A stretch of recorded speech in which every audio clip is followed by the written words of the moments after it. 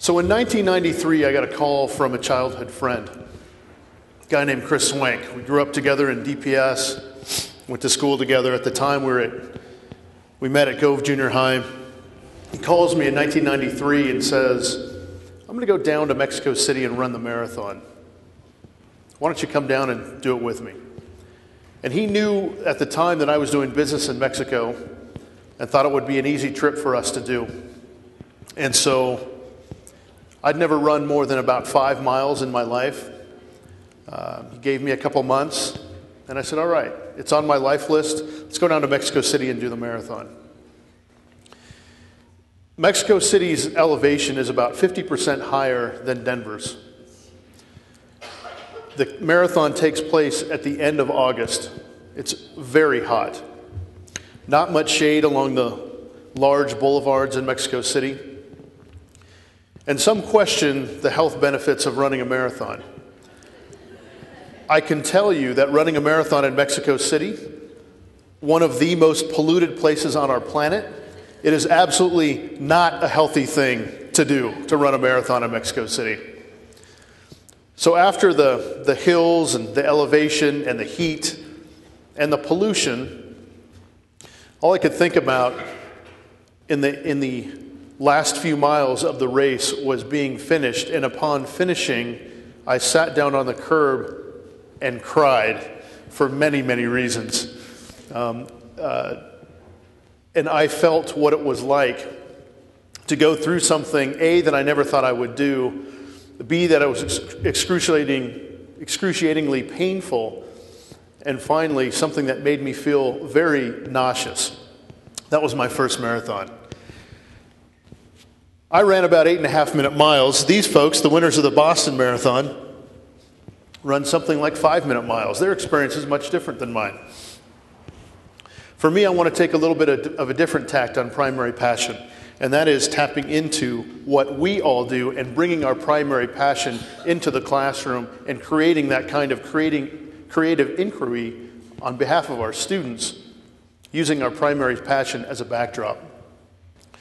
And so, like most students, I tap into an international cadre of primary sources, Wikipedia, for my definitions.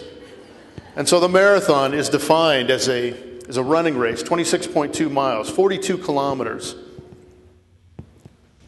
This event was instituted in commemoration of a fabled run by Phidippides, who ran 26.2 miles to proclaim that the Battle of Marathon was done. And so here he is, in a painting by Luc Olivier Merson. He is proclaiming to those in power, the battle has been complete. Kekikanem, we have won. You can see the elation, you can see the festive atmosphere. Unfortunately for Phidippides, as soon as he finished this run, he is said to have perished on the spot. And I can tell you that I've got a couple issues with this painting. First of all, it is quite uncomfortable to run long distances while in the nude. And so to have run this distance, one can only imagine the many reasons why Phidippides actually perished on the spot. There's one New York City Marathon I could talk about, but probably a better time for that. And so it hurts to run a marathon. It hurts to run 26.2 miles. And you can ask guys like this, or her, or her. And my primary passion is running. I share this passion with about 500,000 people who completed a marathon in 2010. U.S. runners spent more than $2 billion on running shoes alone, more than $1 billion on apparel. That's passion. Over 500,000 runners in 2010 completed a marathon in the United States. But less than 700 have completed the Pikes Peak Marathon. This is a race that is tagged as America's Ultimate Challenge. The race starts at an altitude that is already 23% higher than Denver, at about 6,800 feet above sea level. You start in the town of Manitou. You wind your way up through Bar Trail. Eventually you get above tree line and you ascend the mountain. Even in the beginning of the race, when the sun is just starting to rise at about 7 o'clock in the morning, there's a nervous energy at the beginning of this race. And you can see Pikes Peak looming, absolutely looming in the distance. And even by mile 1, 12 miles to the summit, even by mile 1, where the average grade is 11%, only about 5 to 10 people can actually run this entire marathon. For everyone else, there's a lot of hiking and walking involved. And even by mile 1, people are starting to walk up this very steep course. The beginning of this run is beautiful. Rolling hills, it's single track, beautiful pines, some aspens, a wonderful day out for a run. But it's fairly short-lived. So I mentioned you're starting at 6,800 feet. So imagine going about 1.5 miles in altitude gain alone over 13.1 miles. By the time you reach the 10th mile, with only 3 miles left to go, your glycogen stores have hit rock bottom. And everything that you're taking in terms of nourishment, you're using almost immediately. So you have to keep eating, you have to keep drinking, otherwise you won't make it. It is very common to see people carried off the mountain on stretchers, on horseback, with IVs, in heat blankets. And once you hit tree line, there's no shade whatsoever. The last 3 miles can literally take you hours to complete.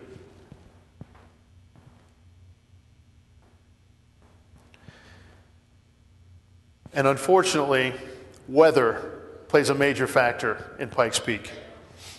The weather can vary from 90 degrees and blazing hot with no shade to hail, to rain, to dangerous wind. And in 2008, they actually had to close the entire course because of snow. There's a road up the backside of the mountain which was also closed. They turned people around at mile 10. But in 2008, here's above tree line, very close to the top of Pikes Peak.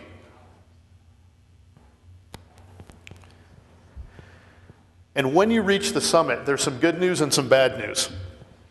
The good news is you don't have to ascend anymore. No more climbing. The bad news is you've got 13.1 miles to go on the very same trail that you came up and go right back down. Now it's said that, at the top there's 43% less oxygen than there was at the beginning of the race. In one Pikes Peak marathon, I lost 9 of 10 toenails from the constant pounding running down the trail. Some have fared much worse. And it's said that running up Pikes Peak can physically exhaust you, but running down Pikes Peak can really hurt you. Some wear the blood, sweat, and tears as a badge of honor. And at the end of the race, there are quite a few medical tents to make sure they're taking care of the people that have made it all the way down. And there is victory at the end. Even if you need to take a little bit of oxygen, there is some elation. And you have to ask yourself, why do people do this? I ask myself, though, how people do it. And what is the difference between someone who sees an obstacle and overcomes it, and someone who sees an obstacle and refuses to go on or cannot go on? I contend that answer, that response, is resilience. And once again, seeking my primary source of international influencers, Wikipedia informs me that it's the psychology of being able to cope with stress. And it's the ability to perform at unexpected levels in the face of stress, or bouncing back from stress and being able to perform. Why does this matter? It matters. And Bonnie Bernard has shown us, a published social worker, has shown us and documented that it is teachers who most often turn a risky situation into one of resilience for students. Werner and Smith have shown that it is a teacher who is most often referenced as someone who has been the role model and the guide, the mentor, in building and establishing that resilience in students. It is the same kind of resilience that you face in running a marathon that you face in the classroom. We don't know all of our students' challenges. We don't know the marathons that they may face at home or when they leave the classroom or in their own minds when they're in our classrooms. But we know that we have something to teach. We know that we have our own resilience that we can use to continue to hammer away at that mountain, to continue to try to reach our students. And there is something in our own primary passion, our own experiences, that we can also bring to the classroom to make sure that we are reaching students through their primary passions, through their interests, in making sure that we build that kind of interest in resilience. We don't know the kind of mountains that our students will face, and yet they're attempting to make that run or reach the peak of that mountain. We don't know what they're thinking in their minds sometimes, but we know it's our responsibility, our opportunity, and our honor to teach them, regardless of how they come to us. And we know that they need a mentor. We know that they need role models to show them the way. And so regardless, whether they're the last person in your classroom or the last person in this race, the last person trying to run the last mile, as teachers, it's our obligation, our responsibility, and our opportunity to be the guide and the mentor. That is what makes us teachers. That is what makes all of you heroes. Thank you very much.